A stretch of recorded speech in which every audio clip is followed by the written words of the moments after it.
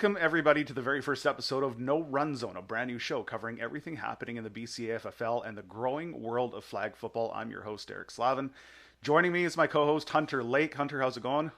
Fantastic. Happy to be here with you today. Hunter, we've talked about doing this for a while now, and it feels like it's the right time. The league's growing, the sport's exploding globally. It is the fastest growing sport on the planet, and there's a lot to talk about. Absolutely, absolutely. I couldn't be happy to be doing this with you. This is definitely the right time to do it. We have the most support we've ever had in BC and across Canada, and we love football, so why not another reason to talk about it? And that's exactly why we're here. This show is going to be about highlights, news, updates, and everything happening around the BCAFFL and around the world of flag football. But we're going to get into some opinions. Hunter's got some takes. We're going to call this one Lake's Takes, and we're going to get into some power rankings. And I'm pretty sure that's going to create some conversations, maybe a little controversy, but you know what? It's football, and we like controversy. So let's stir the pot a little bit. Absolutely. So I want to start off with where we are today and the growth of the league and how our league came to be. And for those of you that don't know who we are, the BC Adult Flag Football League was born out of necessity, I think. I think Hunter would agree. It was born out of an idea. The sport of flag football has been around for quite a while, and locally here in the Greater Vancouver area in British Columbia, it's been ongoing. Hunter, you've been around the sport of football almost your entire life. Former Hugh Boyd, West Shore Rebel, and now Van City Vice. Talk to me about your journey through football and how you came up in it and how you got into flag football. I fell in love with football in high school. Switched schools so I could play on a football team. And then I just realized it's what I want to do for the rest of my life. So I've traveled around, the west coast of Canada and a bit of America chasing football. And I've been blessed to cross paths with some of the best coaches in the world. And they've just really stoked the fire to keep me going. I've played every position. I started off as a lineman, played some defense, and then fell in love with playing receiver before I finally got a chance at playing quarterback when I got to junior ball. And then afterwards, after my full contact career was over, I got into the Vancouver leagues. Like there was the touch league that's been around for 40, 50 years. There's the eights league that's been around for 30, 40, which is like the contact version of flag. But there hasn't been fives, and I didn't really know that existed till I went to America for some tournaments and realized how exciting and different the game of fives is. And I'm so happy that around that same time is when you realized the potential of this league and created the BCAFL and really blew the sport up here in BC. Let's talk about that because it was the day that the IOC announced that they were bringing 5-on-5 flag football to the Olympics. That was the day I made a phone call and got this ball rolling with our now president, Drew Kitely. The next day, there was only one person that I wanted to call and talk to about this, and that was you. You were my second phone call and said, "Hey, what do you think about this?" And do you remember what you said to me? No, I probably just giggled and was excited as ever because every time I get a phone call from you, it's always insanely fantastic news. You said to me, because I think you guys had just gotten back from Tampa Worlds, and you had said to me that you guys were thinking about doing the same. Yeah, yeah, probably because we were going to throw tournaments and do whatever we can to get fives football going because it's just so electric. Are you surprised as I am to see the growth and to see where we are today? Not one bit. Not one bit. You're so good at getting people together, your marketing, your excitement. People really feel that like your love of the game translates and like people flock to that. So I'm not surprised with how crazy this has grown. Maybe all the events and all like, the big names you've added recently, that's crazy, but I'm not surprised one bit. So let's talk about that. So big announcement last night. We're very pleased and kind of surprised. Nathan Rourke, quarterback number one for your BC Lions, one of the best quarterbacks to ever play the game in this country. Former Jacksonville Jaguar for a brief moment, former New England Patriot for a brief moment. Nathan Rourke is going to be chucking balls out on our fields this season. How insane is that? Only a matter of time, right? This became an Olympic sport. We want the best of the best. I'm happy he's excited to be part of our league. He's, wants to learn the game of fives like we all did. I think his skills are going to translate perfectly to this game. I think he is the best athlete in the country at the quarterback position. Why not show it? Get a little practice before he gets to the big stage. I'm excited to see his development and his growth. How he translates, like you said, his skills to the smaller area.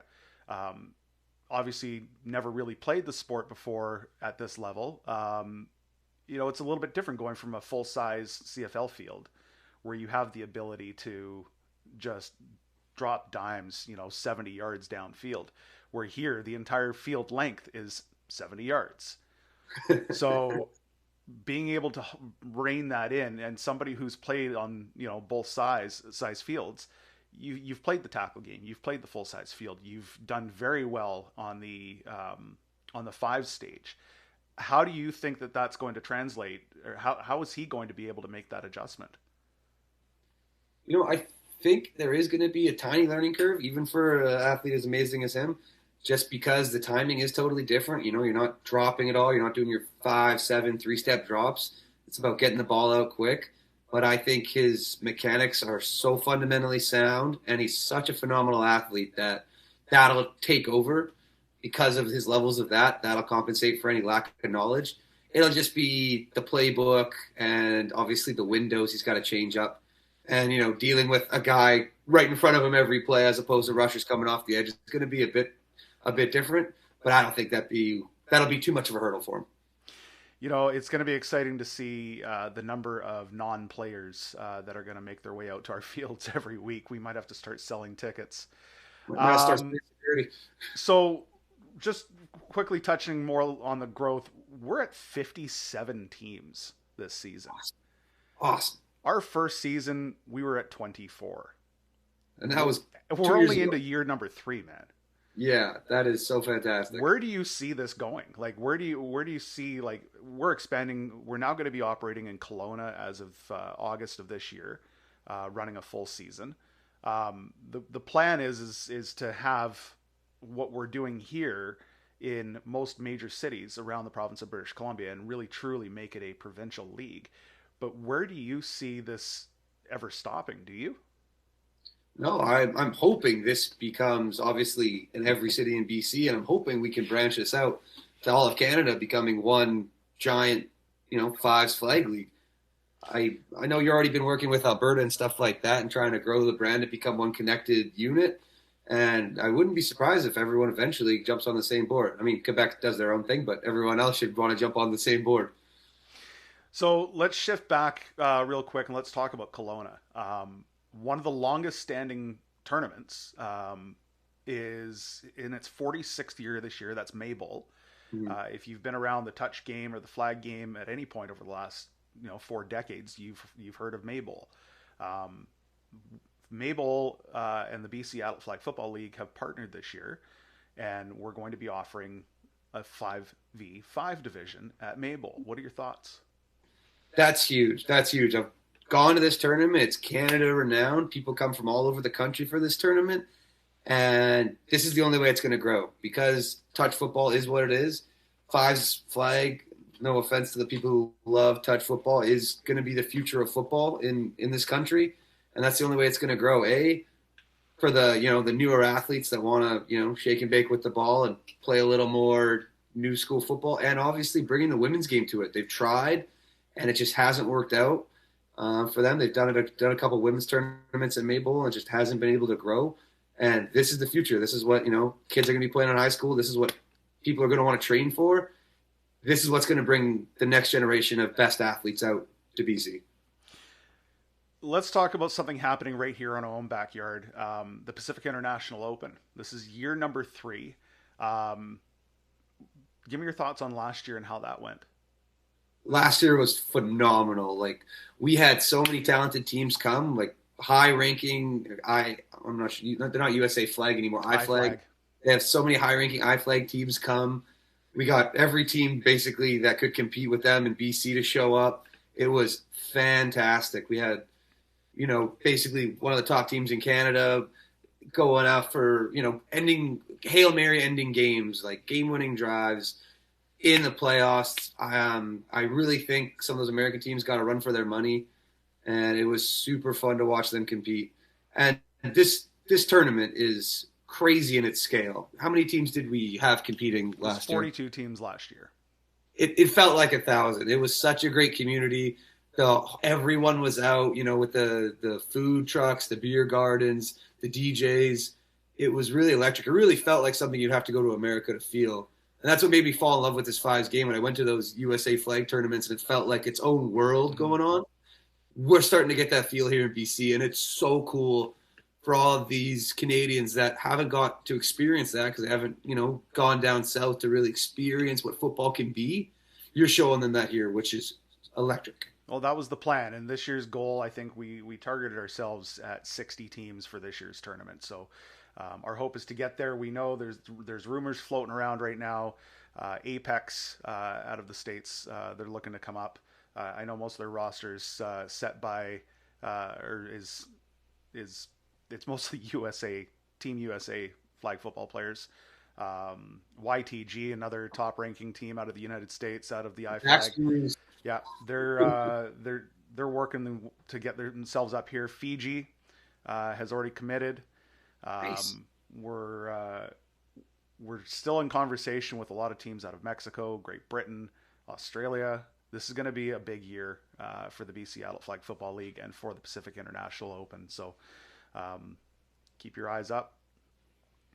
So let's look ahead to 2026 and what's coming up this spring season.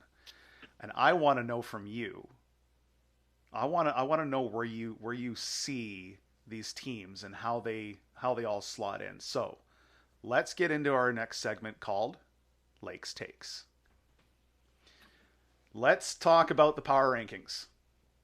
So I went through the rosters. I went through some people's Instagrams. I did a little snooping around. I DM'd some of the guys that I know joined the league, and I did my best to put together a power rankings given what information I have. Some of these teams are brand new, so I don't know all the information about them, but I compiled my little preseason Hunter Lakes Takes power rankings. Which would you like first, the women's or the men's? Ladies first. Let's start with the women's division. Absolutely. All right, I'm going to work my way up.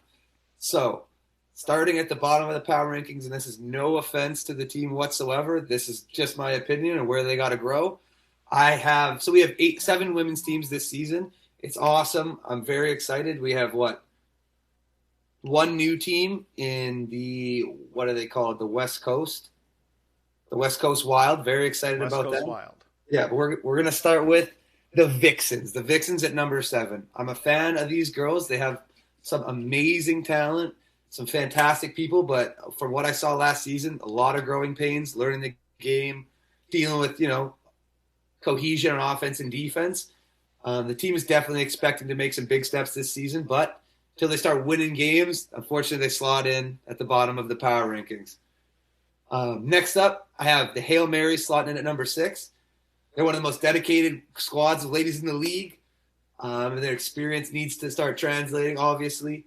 Things are going to come together because I've seen some of these ladies. I've started working with some of these ladies. I'm a huge fan. And they have a group of dedicated women and coaches. So they did also win a championship last season. They did also win a championship. So they dominated in the rec division. Now they got to make the jump up to the elite. And I'm excited to see how they compete with the rest of the ladies in this league.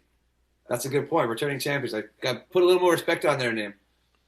All right. This one could be a wild card. Right now I have the Chaos slotted at number 5, but they have added some huge pieces, and I found out they just added a veteran QB with a lot of knowledge for the game in MJ, so that could make things deadly. She has been playing quarterback longer than I've been alive, and she knows where to put the football. More than anyone. Too. Yeah, big fan. You know what I found out about her? That my stepdad coached her in, I want to say, the late 80s in, women's touch football. No way. Yeah, we brought MJ down on a trip with us to Arizona for a tournament and went and saw my parents in the retirement community. And it was like, they did like the triple take. Or like, wow. I was like, MJ was actually the quarterback of the very first women's flag football game I ever watched. I'm not surprised. Yeah, and that was probably 20 years ago. Awesome. That is so cool. Yeah. Okay, well, there you go. So, hey, they deserve to be a little higher on the rankings right now, but I just found that information out recently. So things can change week by week. That's why they're power rankings. They're just my opinions. All right, slotted at number 4, I have the female Van City Vice. So they have a brand new squad. They've gone to the championship almost every year. They've struggled to finish it, but they have a new quarterback. They have new offense, new defense, big revamp. We're excited to hear about what's been going on with them and how things have been changing. But they're a super dedicated bunch of ladies, and they got a good coaching staff helping them out. Not myself, other people. But very excited to see where they go. I know their defense is going to be strong.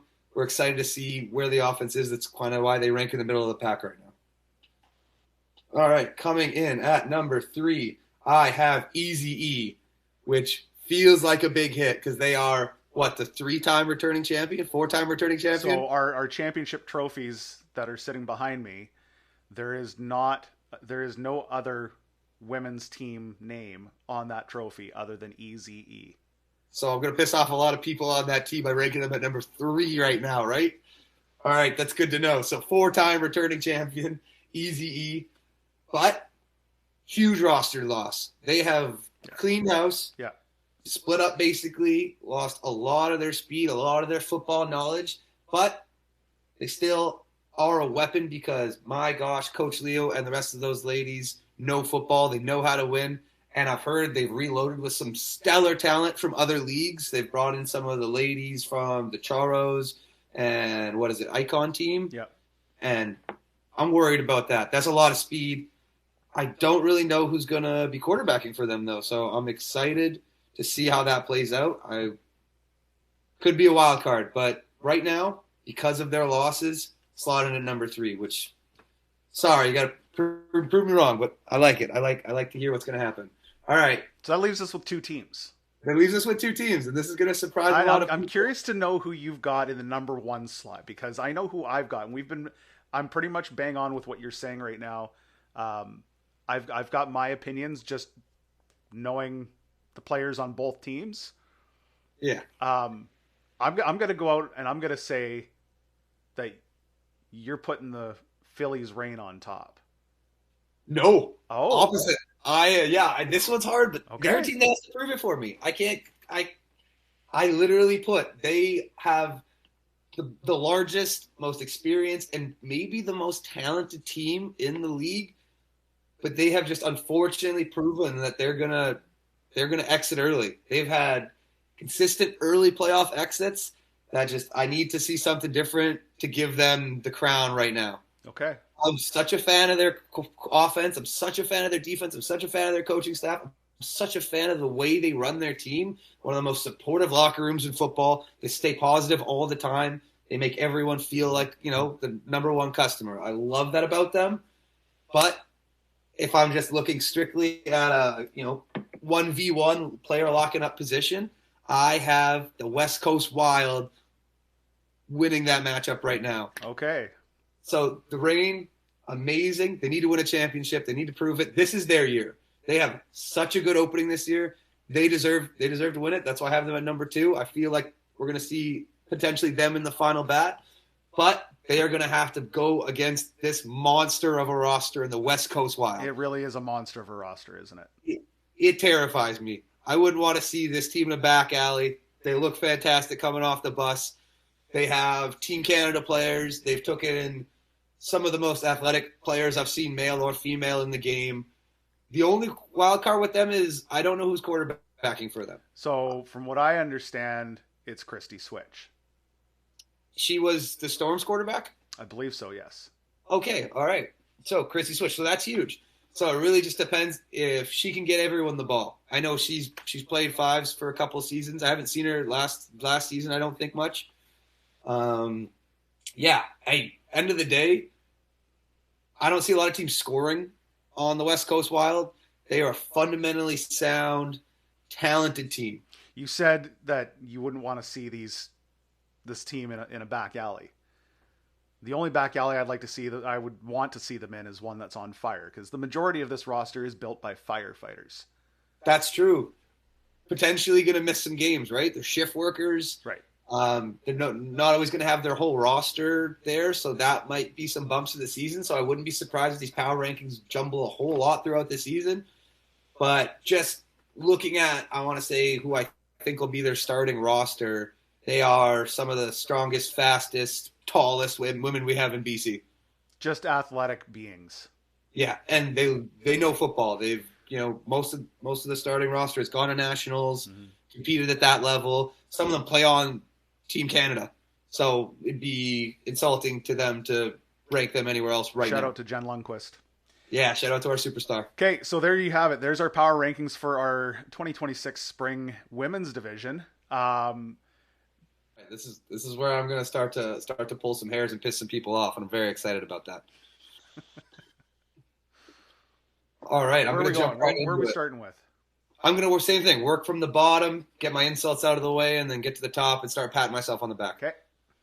All right. So starting off on the bottom, I have coming in at 12 the PRE Dolphins. Looked through the roster, never seen any of these guys. I think there's some buddies from, out in Surrey, Langley area. I just hope they finish the season. Honestly, when we have these new teams that want to jump into elite, never having played rec before, it gets tough. Maybe they have a couple bad games and people don't show up. I don't know much about these guys. I hope they're a dedicated bunch of dudes, but we'll see. They got to prove that they're going to make it through the season before I move them anywhere besides 12. That's just it. These are power rankings. They're an opinion. If you don't like it, if you think you're higher, show up and prove it. Exactly. That's why we're here. Coming in at number 11 is my favorite team name. My favorite logo. It is the Hungover Heroes. The hugest win for these guys so far is that we no longer have a 9 a.m. start. The last couple of seasons, the men have had to play at 9 a.m. That is changing this season. That might skyrocket this team to the rankings so they can sober up in the afternoon. Outside of that, they got some high school players. I saw some of their guys. They played high school ball competitively. I saw a couple pictures of dudes with the ball in their hands. So I know they've held a football before. That's why they're coming in at number 11 for me. Apparently, that's the qualification. Apparently, that's it. I need to put them at the second worst team in the league. So that's enough. All right, next. I have another unknown team. Although this team, I'm expected to be my sleeper pick to make some noise and skyrocket up the standings. It is the Gators. Okay. It's not the Gators that we have had in the past. Nope. But I do see some Notre Dame grads out of there. Yep. I saw a couple guys who have played semi-pro football. Yep, they've got some ballers on that roster. Yes, unfortunately. I don't know them. I don't know who's showing up on game day. This team I expect to skyrocket, but right now, show me. Number 10 in the rankings. Put up or shut up. Exactly. Okay, now I'm getting into the returning teams mostly. This is where people are going to get offended. Let's go. This is personal opinions. Controversy incoming. Yeah. So at number 9, I have the Yetis. Ooh. I know. Oh. I know. Great offense. An absolute meat cannon at quarterback. Huge fan of this guy's arm. But they lost their defense. Their defense spread off to start a new team. Yeah. And that was already their problem.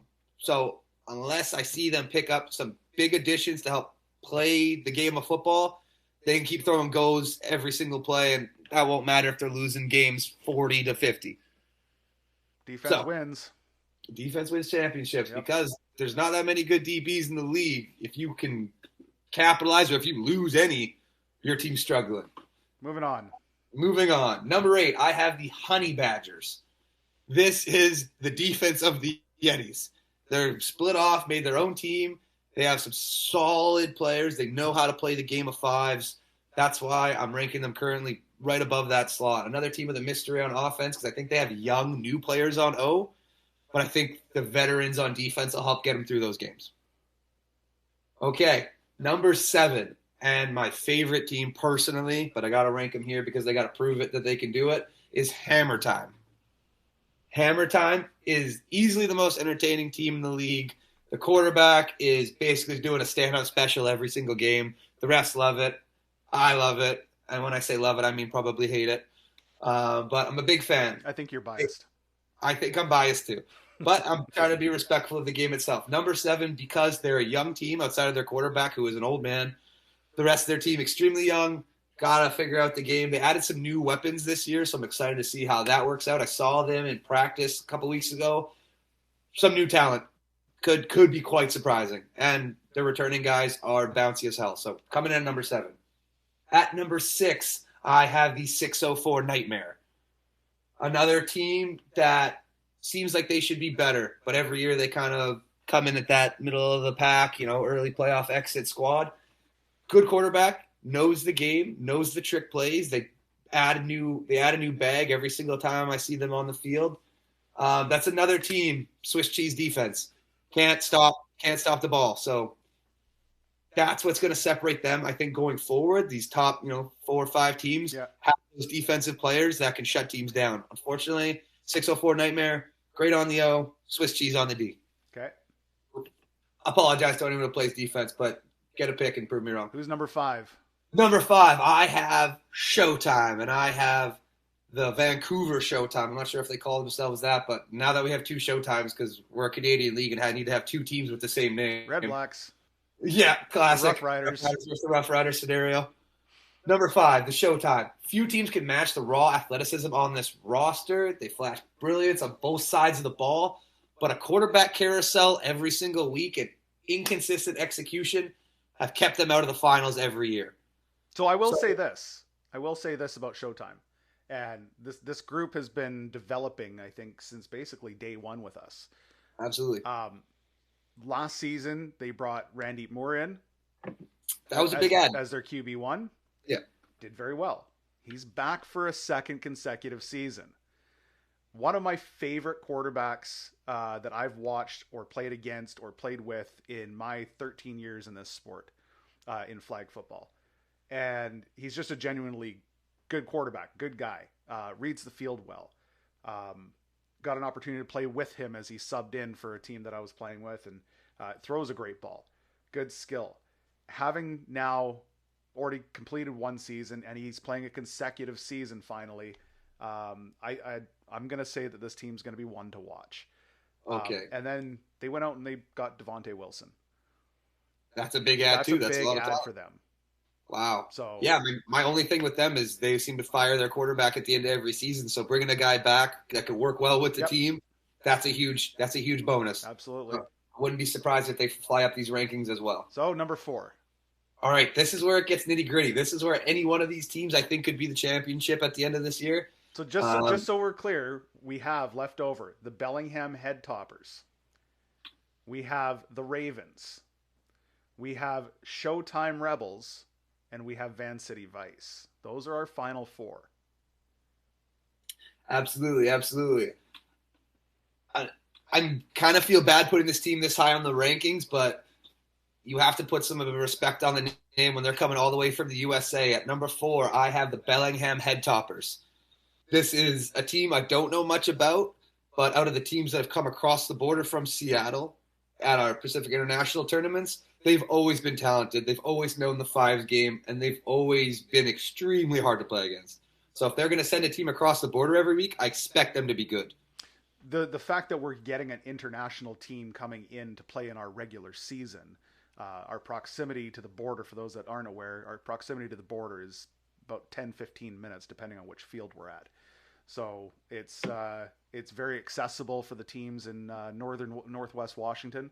To jump up, cross the border, and come play a couple football games in a Sunday and turn around and head home. So would love to see more. But so Bellingham Head Toppers, first international team in our regular season, which is kind of cool. I'm excited that maybe next season we have a league bus that goes across the border every Sunday to pick up 6 teams to come over for us. Let me remind you, we are a not-for-profit society. Well, I'll drive. Me and Jason can drive the bus. All right, Hunter's driving the bus. Yeah, there you go. All right, who's at number 3?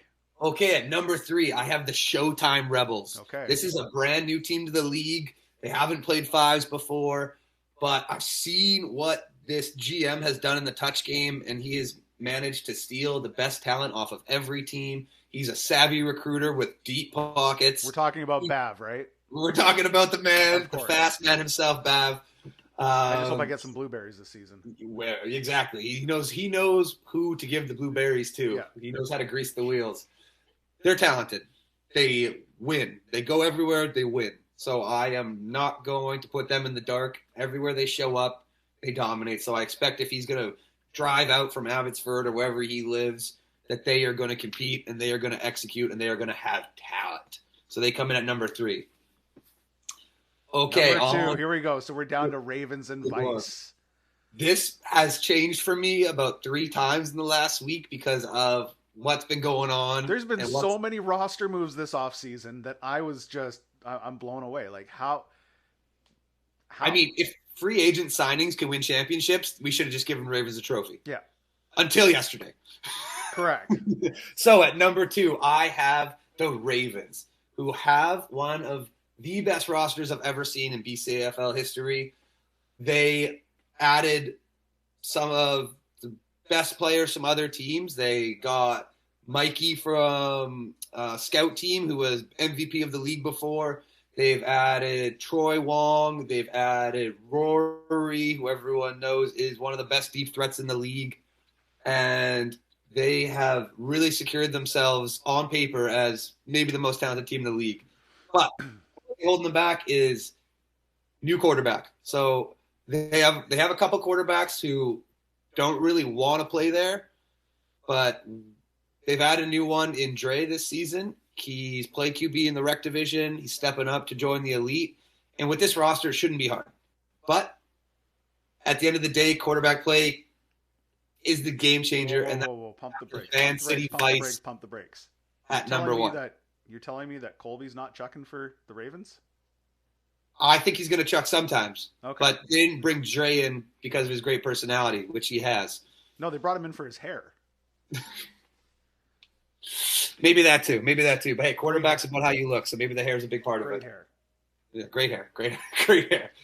But yes, that is the one thing they're lacking right now. Okay. So I put the Van City Vice at number 1. Why would you put the Van City Vice at number 1, Mr. Hunter Lake? 3-time returning champion. Mm-hmm. They lost a couple weapons, but they have added one of the best defensive players in junior football this year. He's added to the team. It's still going to be a surprise to make sure he signs the papers before I announce his name. And they added the BC Lions quarterback, Nathan Rourke, to chuck for them. And they already had Team Canada's quarterback, Michael O'Connor, to chuck for them. And they have some of the best defensive players in football. I think year in, year out, league MVP, my personal opinion, RJ back there covering the entire field. They're solid across the board. I may be biased, but I feel like it's hard for anyone to argue with me. The 3-time returning champion that just added the best quarterback in the country is hard to not put at number 1. Facts are facts. Right? So, that's going to wrap up the first episode of No Run Zone. We are out of time. Next week, we'll get into the men's rec division and the 20 men's rec teams that we have registered for this season. That is a lot of work ahead of you for figuring out who's who and what's what and where the teams fall in the initial power rankings. We're only, a week and a half away? I could not be more excited. We are a week and a half away from kicking off the 2026 spring season. This is we have Team Canada tryouts this week. That's right. ID camp at McLeod this weekend. Men's and women's. Team BC and Football Canada will be on site adjudicating and picking their talent. So, thank you for joining us for the very first episode of No Run Zone. For Hunter Lake, I'm Derek Slavin. See ya.